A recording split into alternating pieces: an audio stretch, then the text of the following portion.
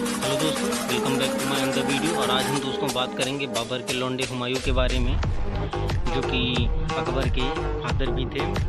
तो अगर हम इनके राज्याभिषेक की बात करेंगे तो दोस्तों इनका जो राज्याभिषेक हुआ था वो हुआ था 30 दिसंबर 1530 को, और ये मात्र उस समय 23 वर्ष की आयु में थे। और अगर मैं हुमायूं के बारे में कहूँ तो ये काफ़ी दुर्भाग्यशील जो है राजा, अगर ये मुगल साम्राज्य का हम देखें तो काफ़ी दुर्भाग्यशील था, क्योंकि इसे गद्दी का उचित लाभ नहीं मिल पाया। क्योंकि इसके जो है पिताजी थे, उन्होंने मरने से पहले जो बाबर था वो पहले ही अपने राज्य का जो है विभाजन करके चला गया था कि हर एक भाई को बराबर हिस्से से जो है मिलेगा। और इसी तरीके से अस्करी को संभल दे दिया गया था, हिंदाल को मेवात और कामरान को पंजाब की सूबेदारी घोषित की गई थी, और हुमायूं को गद्दी का उत्तराधिकारी घोषित कर दिया गया था। तो साम्राज्य का विभाजन जो है बाबर करके गया था, जो उसकी भयंकर भूलों में से एक था, जिसके कारण उसे अनेक आंतरिक कठिनाइयों का सामना करना पड़ा। और कालांतर में उसके जो है सबसे बड़े प्रबल शत्रु अफगान तो थे ही, और भाइयों का भी उसे सहयोग नहीं मिला, जो उसके लिए बहुत ही खतरनाक और असफलता का कारण दोस्तों सिद्ध हुआ। क्योंकि राज्य जो है किसी एक ही व्यक्ति के कंट्रोल में होना चाहिए, क्योंकि अगर वो कई लोगों के कंट्रोल में होता है तो फिर ये काफ़ी तगड़ा जो है युद्ध का कारण बनता है, जैसा कि हुमायूं के साथ हुआ। हम दोस्तों देखेंगे हुमायूं का पहला अभियान जो कि कालंजर का अभियान था, और ये 1531 ईस्वी में जो है कालंजर अभियान गुजरात के शासक बहादुर शाह के विरुद्ध लड़ा गया था, क्योंकि उस समय वो काफ़ी मचमच कर रहा था। तो उसे दबाने के लिए ये हुमायूं का पहला आक्रमण था, और उसने कालंजर के किले पर आक्रमण के समय ही उसे यह सूचना मिली थी कि अफगान सरदार जो महमूद लोदी बिहार से जौनपुर की ओर बढ़ रहा है। और अतः कालिंजर के राजा रुद्र प्रताप देश से धन लेकर हुमायूं वापस जौनपुर की ओर चला गया। और अगर हम दूसरे अभियान के बारे में देखेंगे तो दूसरा अभियान हमारा जो है था हुमायूं का दोहरिया का युद्ध 1532 में लड़ा गया था, जौनपुर की ओर तरफ जी ये पड़ता है, और जिसमें महमूद की पराजय हुई थी। उसके बाद जो है 1532 ईस्वी में चुनार को घेरा गया था, और पहली बार जो है हुमायूं का सामना जो है हुआ था शेरशाह से। हालांकि उस समय शेरशाह उतना पावरफुल था नहीं, इसलिए वो लड़ पाया नहीं, लेकिन उसे मतलब एक अगर हम ये बोलें ना रणनीतिक सफलता, क्योंकि हुमायूं यहाँ पे उस समय ये गलती कर दिया कि हुमायूं ने शेरशाह को पूरी तरीके से कुचला नहीं, और जिसके कारण फिर भाई वो जब आया ना तो भाई हुमायूं को हिला के रख दिया। मतलब इतनी ठोका हुमायूं को, एक बार नहीं दो बार हुमायूं भागने पर मजबूर हो गया।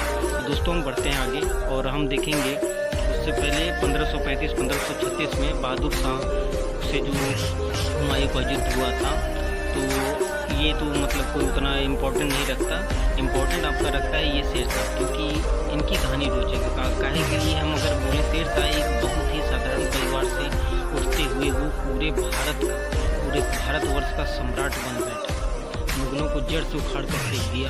और उसकी शुरुआत दोस्तों होती है आपके चौसा के युद्ध से, जो 26 जून 1539 ईस्वी को हुमायूं एवं शेर खां की सेनाओं के मध्य गंगा नदी के उत्तरी तट पर स्थित चौसा नामक स्थान पर संघर्ष हुआ था। यह हुमायूं कुछ गलतियों से हार गया था, क्योंकि मुगल सेना में शेर शाह सूरी द्वारा काफ़ी तबाही मचा दी गई थी।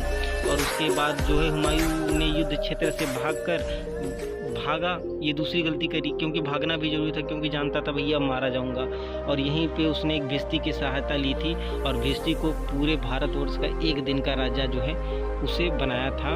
और भैया और फिर उसके बाद अगर हम देखेंगे दूसरा युद्ध, तो दूसरा युद्ध बिलगाम का युद्ध, और यहाँ से जो है हुमायूं को भैया भागना पड़ गया था। तो ये बिलगाम वो कन्नौज में लड़ी गई थी, और इस लड़ाई में हुमायूं के साथ उसके भाई हिंदाल एवं अस्करी भी थे। फिर भी पराजय का हुमायूं का ने जो है साथ नहीं छोड़ा, और इस युद्ध की सफलता के बाद शेर खान ने सरलता से आगरा और दिल्ली पर एक बार फिर अधिकार कर लिया, और इस तरह से हिंदुस्तान की राजसत्ता एक बार फिर से अफगानों के हाथ में आ गई, और हुमायूं को भैया भागना पड़ा। लेकिन हुमायूं भी बहुत ठरकी था, वो भी भागते भागते एक 14 वर्षीय जो है हमीदा बानो बेगम करके थी, हमीदा बेगम, उनसे शादी कर लिया। भाई इतना ठरकी था, बताओ उस कंडीशन में भी बंदे को ठरक से जो है छूट नहीं मिला, उसने शादी किया। और यही हमीदा बेगम जो है बाद में अकबर को जन्म देती हैं, और हमारे हिस्ट्री में जो है अकबर एक महान राजा के रूप में आता है। हालांकि अकबर तो अंगूठा छाप था, लेकिन विद्वानों को साथ रख के वो महान बना था। और फिर उसके बाद वो वहाँ से भाग गया। तो भैया ये 40 से जो है तकरीबन ये 55 तक जो है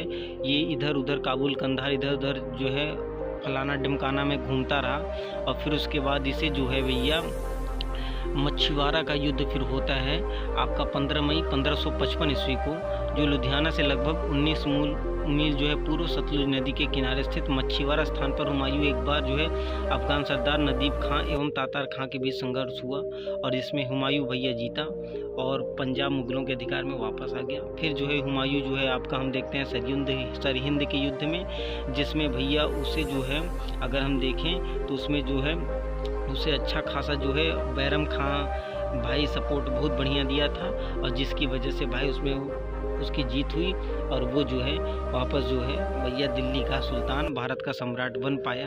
और उसके बाद से ही भैया जिस समय हम देखते हैं फिर उसके बाद मुगल राज्य की स्थापना, तो जिस समय हुमायूं की मृत्यु हुई उस समय उसका पुत्र अकबर 13-14 वर्ष का बालक था और उसे भैया जो है तब जो है हेमचंद सेना लेकर दिल्ली आया और उसने मुगलों को वहां से भगा दिया। लेकिन हेमचंद की भी पराजय 6 नवंबर 1556 में पानीपत के मैदान में हो गई थी। उसी दिन से भारत में स्वतंत्र हिंदू राज्य की स्थापना का सपना टूट गया।